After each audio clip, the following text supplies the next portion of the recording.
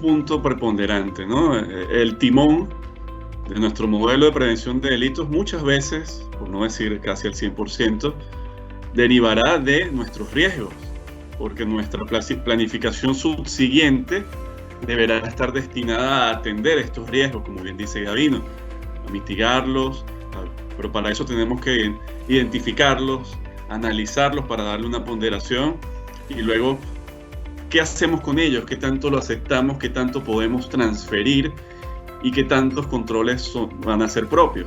Y aquí, hablando de temas de transferencia de riesgos, también entramos a aspectos que citó Gabriel en su plática, que cuando considera la posibilidad de que no sea nuestra organización directamente quien pueda generar un resultado dañino, sino nuestros terceros a los cuales les hemos transferido en nuestro ejercicio económico alguna clase de actividad que puede potenciar un riesgo, llámese gestores de licencias, llámese consultores, economistas, abogados, llámese socios comerciales, etc. Y aquí vamos a otro punto que es fundamental en la realización de nuestro modelo, que es identificar nuestras partes interesadas. Hacia qué partes interesadas, tanto internas de nuestra organización como externas, pueden verse impactadas por nuestro modelo de prevención de delitos. Y ya con estos tres elementos tendríamos ya una estructura muy bien armada del cuerpo de nuestro modelo de prevención de delitos, porque conoceríamos el contexto de la organización, las partes interesadas y sabríamos a qué riesgos se expone la organización. Los cuantificaríamos y estableceríamos una metodología para atenderlos. Y siguiendo este orden del modelo de prevención de delitos, llegamos a lo que debe ser la planificación. Ahora que conocemos todo lo anterior, ¿cómo planificamos? Debemos priorizar algunas actividades sobre otras. En lo cotidiano, en el diario acontecer a nivel consultivo, legal, a nivel corporativo, del día a día, del quehacer constante de la organización, ¿cómo se planifica una actuación dentro de un modelo de prevención de delitos? Gavino, adelante, Nadia, Gabriel, en ese orden. Pues mira, recapitulando un poquito lo que hasta aquí hemos conversado, ¿cómo lo planificas? A ver, partimos de la base que los sistemas de gestión tienen dos propósitos principales. Primero es el cumplimiento normativo y segundo es desarrollar una cultura de ética corporativa. Entonces, y me voy a basar un poquito, no tanto en los modelos de cumplimiento penal, aquí pudiera profundizar un poquito Gabriel, pero sí en los patrones de cumplimiento corporativos, ¿no? Tenemos cuatro factores básicos, ¿no?, para empezar a desarrollar esa planificación. Primero, el punto de partida, la legislación, ¿sí? O sea, ¿qué legislación debo de cumplir? Hablábamos de la segmentación de las áreas. Por ejemplo, si tenemos un área, si tenemos un área que importa productos, y no se diga si son alimenticios, pues bueno, ahí destacar cuáles son nuestros principales riesgos, ¿no? Desde temas de propiedad industrial, temas sanitarios, aduaneros, etcétera, etcétera, etcétera. Si nos dedicamos a la construcción, ¿sí?, uno de las áreas con más carga regulatoria es precisamente el tema de construcción. Uno de los temas en donde hay mayor fuente de corrupción es el área de la construcción. Y no se diga a la hora de la responsabilidad civil o penal, en dado caso de que haya alguna tema de efecto constructivo. Entonces es desarrollar un mapa de cumplimiento normativo. Ahora, segundo punto, dicen que si no hay gobierno no hay cumplimiento, ¿sí? Tus estructuras de gobierno corporativo, ¿cómo es que la información y la cadena de mando funciona. Dentro de los sistemas de cumplimientos, el tema de comunicación es fundamental. ¿Sí? Entonces, la segunda es tu estructura de gobierno corporativo. La tercera, y sobre todo, bueno, no sobre todo, pero también tratándose de sistemas de cumplimiento penal, los códigos de ética, tanto internos como externos, ¿sí? Y ahorita concluyo con lo siguiente. El cuarto son los procesos de auditoría. Pero un punto muy importante es extenderlo a tu cadena de valor. Si lo dejas en forma interna, estás, creo yo, generando te estás quedando a la mitad, ¿sí? Pero por eso es que lo debes de extender a tu cadena de valor.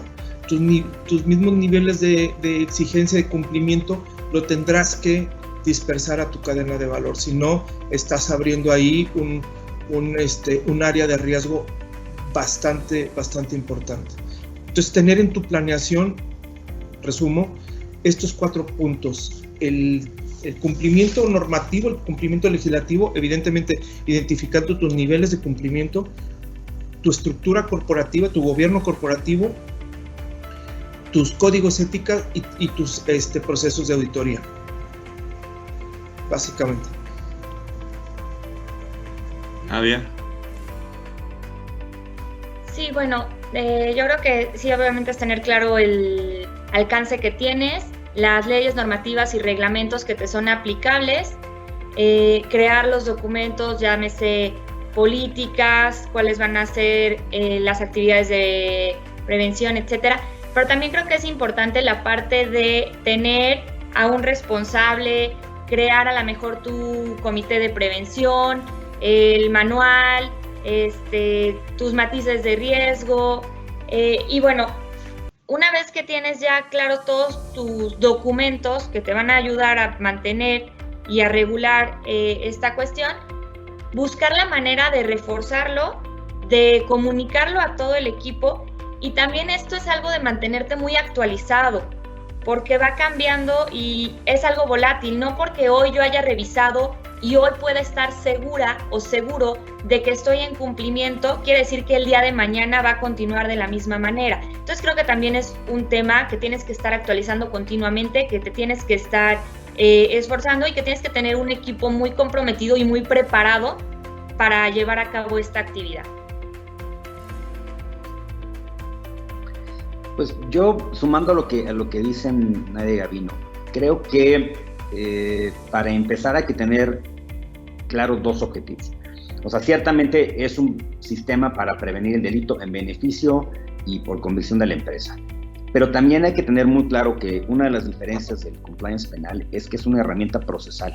O sea, nadie va a venir a verificarnos administrativamente para ver si lo tenemos, no nos va a tocar la puerta de la Comisión Nacional Bancaria, salvo en el caso del compliance penal para PLD y financiamiento del terrorismo, pero en realidad no tenemos una contingencia cotidiana. Entonces, esto va a surgir y se va a volver relevante hasta el momento en que tengamos una carpeta de investigación en las fiscalías.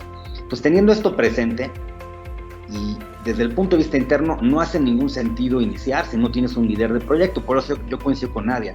O sea, el basamento de tu esfuerzo tiene que ser primero designar al líder del proyecto, que tangencialmente el Código Penal, por lo menos en el caso mexicano, el Código Penal Federal le denomina órgano interno de control penal. Entonces, primero tienes que designarlo. ¿Para qué? Para que tengamos alguien asume la función, y a partir de esta función y de que tenemos una cabeza en casa, entonces vamos a empezar a desarrollar los otros elementos. Yo diría que son 3 fundamentales los que son el basamento antes de desarrollar cualquier otro tema: designación del órgano de control, sea colegiado unitario o mixto, ¿no? O sea, puede ser un comité, pero en ese comité tienes un encargado de prevención del delito o algún oficial de cumplimiento penal. Entonces ya designas esto y documentas. Muy importante ir documentando cada etapa. Entonces documentas cuáles son sus funciones.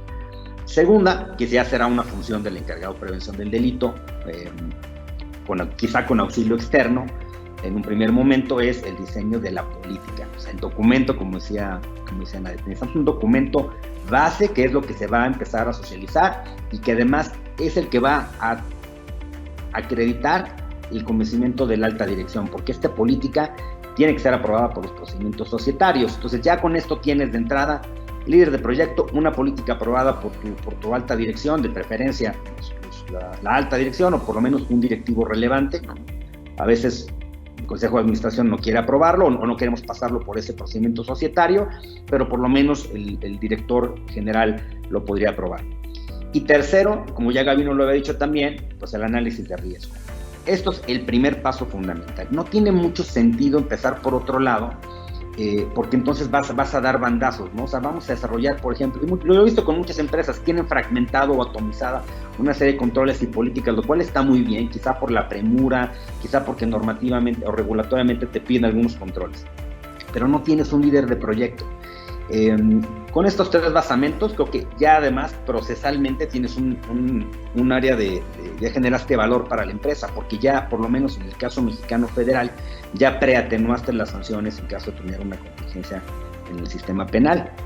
Contar con órgano de control, tener políticas y un análisis de riesgo ya tiene preatenuado en buena medida las sanciones si tuviéramos que llegar a una audiencia de juicio oral en donde se le haya acusado a la empresa y se le sentencie. Entonces, que estos tres serían el primer ejercicio. Ya después empiezan, como digo yo con los clientes, ya después empieza el lujo, ¿no? Ya empezamos a meterle dinero a otras cosas, pero ya con base en este análisis de riesgo y en estos tres elementos estructurales, ya podemos empezar a desarrollar, por ejemplo, el manual en donde vamos a plasmar el modelo de prevención. Y esto no puedo subrayarlo suficientemente. Tenemos que tener un modelo que va a dar dirección al trabajo cotidiano del oficial de cumplimiento, ¿no? O del encargado de prevención del delito. En ese manual es donde vamos a establecer qué tipo de herramientas vamos a utilizar. Vamos a hacer un análisis criminológico de los delitos, vamos a hacer tipologías, vamos a diseñar e identificar actividades internas preocupantes e inusualidades, para qué delitos sí, para qué delitos no. Con eso vamos a capacitar, por ejemplo. Con eso vamos a discernir entre las denuncias que van a llegar por el canal ético, por el canal de denuncias, cuáles se van al oficial de cumplimiento penal y cuáles se van, por ejemplo, al encargado nada más de control ético o recursos humanos. O sea, ya podemos empezar a trabajar.